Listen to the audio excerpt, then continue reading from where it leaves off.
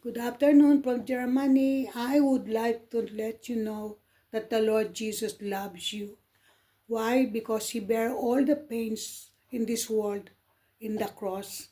And this is what I also encouraging you to just focus your eyes to the Lord. And before we pray, because I want to pray with you, and I hope that you will bear with me so that we could able to really lift up our difficulties and pains to the Lord who carry all our pains. But first, let's take a moment to listen to meditate the God's word, and then we'll pray together. Okay? He had very reason to sink under the weight of despair, yet his heart chose to rise. Who is this? In the shadow of tragedy, a hymn was born. It is well with my soul. I believe many of us have sung or heard this hymn. When peace like a river attended my way, he said, when sorrows like a billows roll, whatever my light thou hast taught me to say, it is well with my soul. It is a hymn that has brought comfort to countless believers across generations. Yet the power of this song is not only in its melody or words, it is the story behind it. Knowing where this word came from and the pain out of which they were written gives them a depth that is almost impossible to put into words. This hymn was written by Horatio Spafford in the late 18th century. Horatio was a wealthy businessman, a prominent lawyer, devoted family man, and a committed follower of Christ. He was a man whose life seemed steady and full until it wasn't. The first wave of tragedy struck when his young son, only 4 years old, died suddenly of scarlet fever. Losing a child is a pain. No parent can ever truly prepare for that, yet Horatio held on to his faith.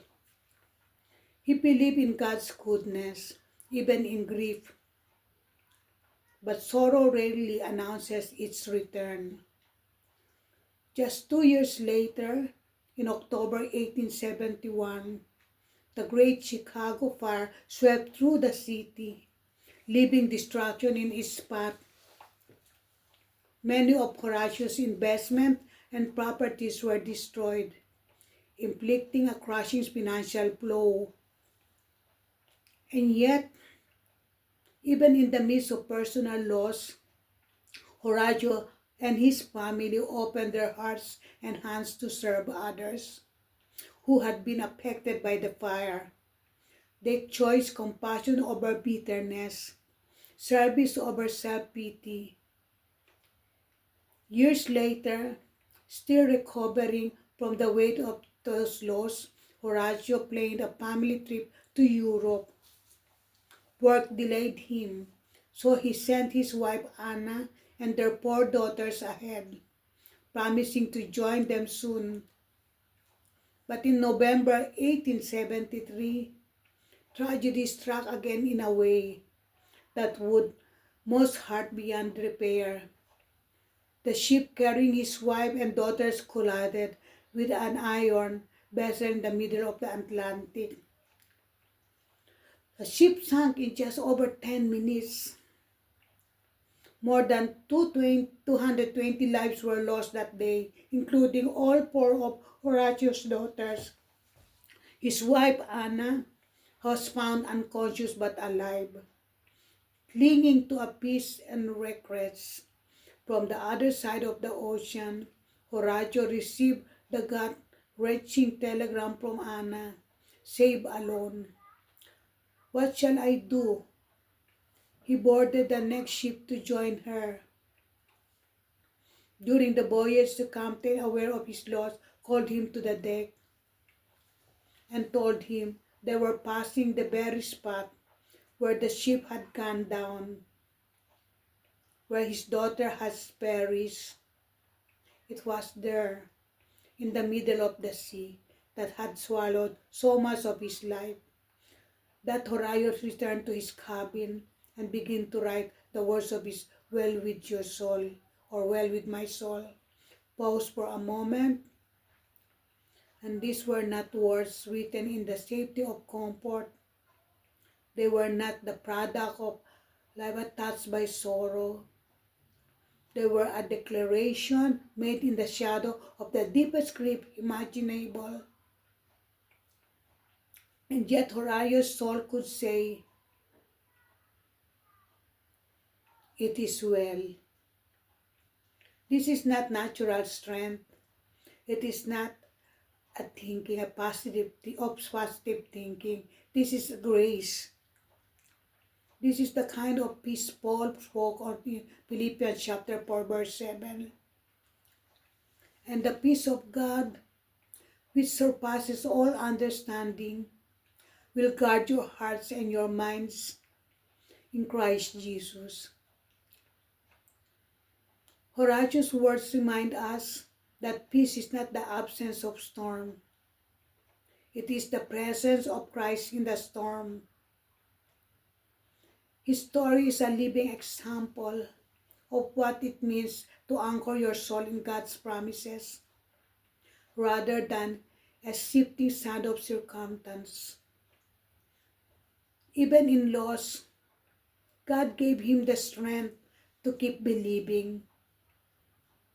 Even in heartbreak, God gave him the courage to keep trusting. And out of his pain came him that would comfort millions for over a century. This is the mystery of God's work in suffering. He can take the darkest valleys and use them to shine light into other people's lives. Out of deep wounds can come deep ministry.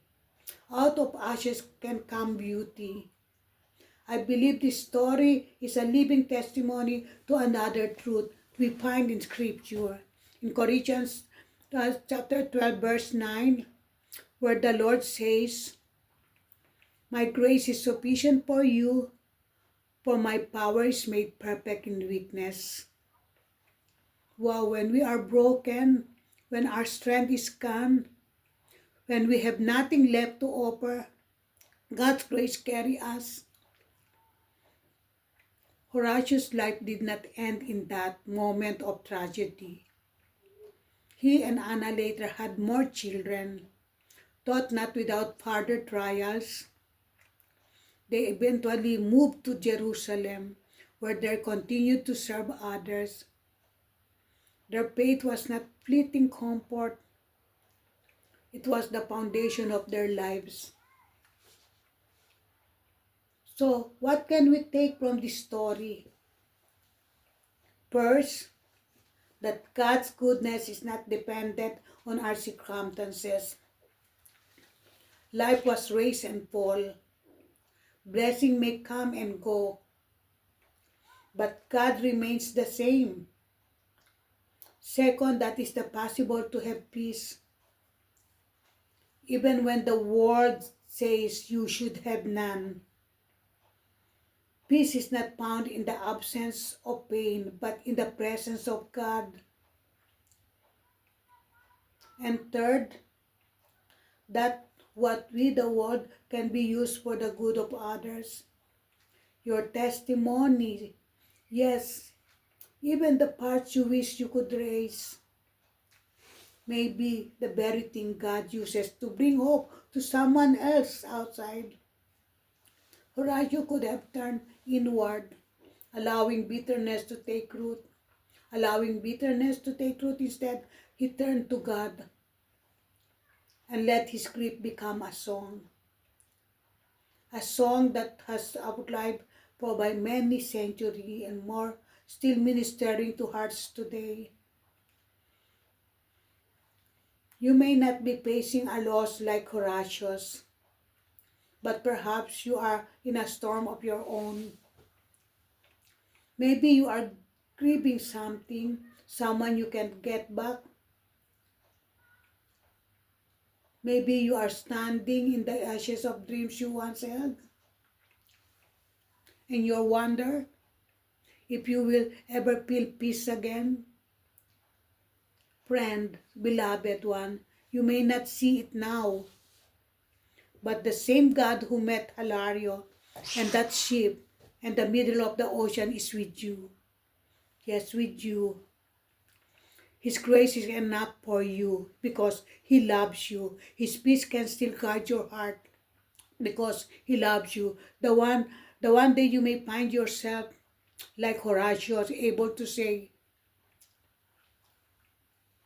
"It is well with my soul." Not because everything has been restored, but because His Christ Himself is your anchor. God will not give you more than you can bear, not without giving you Himself to bear it with you, because He loves you. So hold on to Him, even when the waves crash, even when the night is long, even when the question outweighs the answers. Hold on, and you will find that He is holding you still. Now let's take a moment to pray together. Lord Jesus, you are our King, our Savior, our Redeemer. Your grace is sufficient for us, Lord, and your power is made perfect in our weakness. Says, it is only because of you, our Lord, that we can boldly declare, it is well with our soul. Yes, it is well with our soul. Because of you, we can say it is well in our home because of you. Even when challenges arise, it is well in our heart. Even when our emotions are unsettled, you are our peace. You are our stability. You are the one who keeps us from falling apart. When the world around us feels unstable, Father, have mercy on us. Have mercy on our family. Have mercy on everyone we love. You see our battles, Lord. You know the struggles hidden from the eyes of others. You understand the burdens that keep us awake at night. Lord, whatever our battle is, whether it is sickness, loss, pains, fear, confusion, or despair, pour out your supernatural strength upon us. Please, Lord, give us the kind of peace that the world cannot give and cannot take away. Your word reminds us, Lord, in 2 Corinthians chapter 4, verse 7 to 10. But we have this treasure in earthen vessels, that this excellence may be of God and not of us. We are hard pressed on every side, yet not crushed. We are perplexed, but not despair. Yes, Lord, persecuted, but not forsaken. Struck down, but not destroyed. Hallelujah. Always carrying about in the body the dying of the Lord Jesus, that the life of the Lord Jesus also may be manifested in our body. Lord, we acknowledge that in our human frailty, we cannot endure without you. Yet the scripture reminds us that no matter how pressed we feel, we will not be crushed. No matter how confused we are, we will not be left hopeless. No matter how fierce the enemy attack us, we are not abandoned. You are our ever-present help, Lord, in time of trouble. When we are unsure of the way forward, your Lord Jesus, make a path where there seems to be none. when we cannot see the road ahead. You all-knowing and all-seeing God, guide our steps. When distress weighs heavy on our soul, Lord, we run to you as our refuge. When dangers surround us, Lord, you are our hiding place and our shield. In every circumstance, our eyes are fixed on you, Lord. Your word declares in Psalm 68, verse 19 and 20, praise be to the Lord, to God our Savior, who daily bears our burdens. Our God is a God who saves. From the sovereign death comes peace from death. Thank you, Lord, for carrying our burdens. Thank you for being the God who rescues, the God who saves, the God who delivers us from the grip of death and destruction. We praise you, Lord, because you set captives free. You defend the helpless. You strengthen the weary. Lord, we ask for your divine protection over our loved ones, all over that belongs to us. Do not let them succeed of the enemy. Let not weapon formed against them prosper, Lord. Protect them from the snares of temptation, the weight of discouragement, and the sting of despair. Keep them from being overwhelmed, Lord, by the affliction of this life. And as we wait on you, Lord Jesus, we choose to be still and know that you are God. We acknowledge that you reign over every detail, Lord. We surrender our anxieties into your capable hands. We trust you to take care of our tomorrow. For you are not only the God of the past, the present, and you are already in the future, preparing the way for us. Thank you, Lord. Holy Spirit, help us truly understand this truth, that our life is in your hand of a sovereign God who makes no mistake. In him, when we pass through deep waters, be with us. When we walk through the fire, let us not be burned, Lord. For you have promised in Isaiah 43 that we are precious in your sight, honored and loved. Victory belongs to you, Lord Jesus. Even when the battle is fierce, we know the war is already won.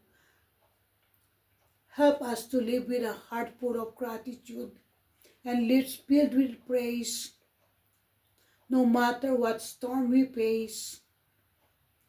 Let thanksgiving rise from our heart and every season and cling to the hope found in 2 Corinthians chapter 4, verse 17 and 18, Lord.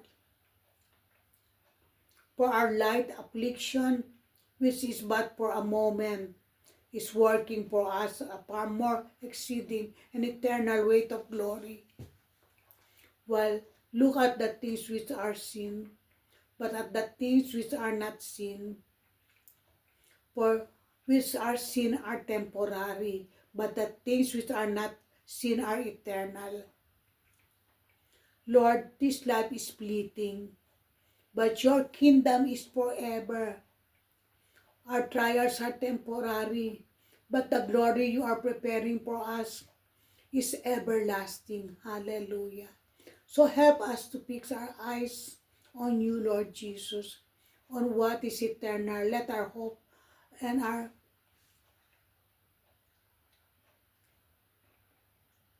Father, we bless your name for hearing our prayer. In the mighty and precious name of our Lord Jesus Christ, we pray. Amen. Thank you, Lord. In this prayer also, we ask you to activate, energize, operate effectively all the words that we have declared, proclaim, and decree, Lord. In the mighty name of our Lord Jesus Christ, our King. Thank you, Lord Jesus, for sealing it all with your most precious blood.